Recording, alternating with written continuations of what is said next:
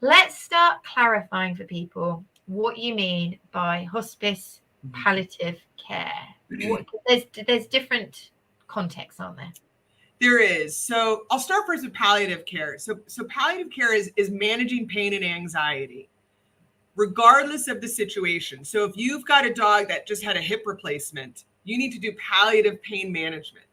If you've got a dog with separation anxiety, you need to make sure they're on some, medications to dampen their anxiety. So palliative care is that concept, but it doesn't have to mean there's an end to the life coming up. You could be through that surgery in 2 months and recovered and you're fine, and then you don't need palliative care anymore.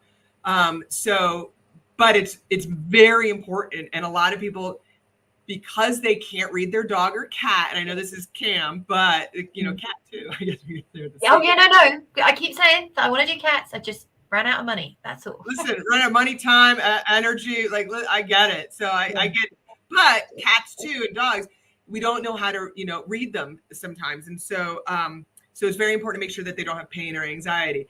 Hospice is the period of time before a pet is either euthanized or they naturally pass. And we can talk about that a little bit if we want to. But yes, where we need to make sure that they have a good quality of life, that the family's quality of life is good too as a caregiver. It's tough taking care of these guys towards the end.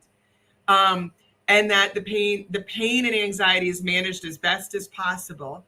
And I always like to say it's about living well until we die. Yes. Yeah. And again, there's not a definite timeline on it.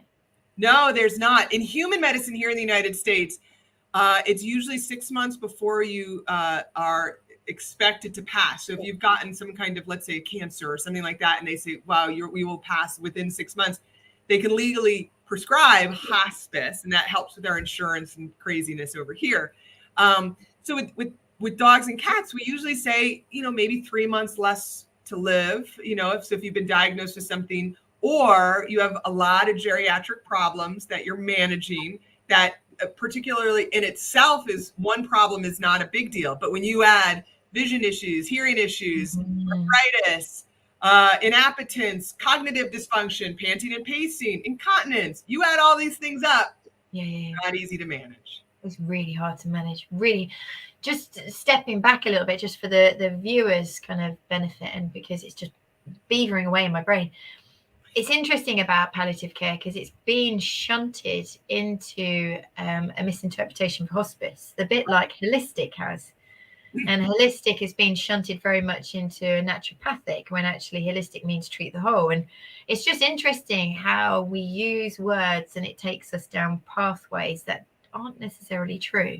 No. And with hospice, a lot of people in the beginning when we started, they thought we were anti-euthanasia. Yeah. And so they're like, well, we don't believe in that because we, as veterinarians, we have the option to euthanize a pet versus, we don't have that in human medicine. So people were like, that's prolonging suffering because, they thought that's what it meant. Yeah. And I can tell you, Hannah, that in 12 years, I've never had a hospice patient. I've never had a family with a hospice patient that has elected natural passing. They've all elected euthanasia. I do have some people that will say I'm anti-euthanasia. Talk me through that. And that's a very important conversation to have, is what natural passing looks like, especially with arthritis. Yeah. They're not just going to curl up in their bed and pass.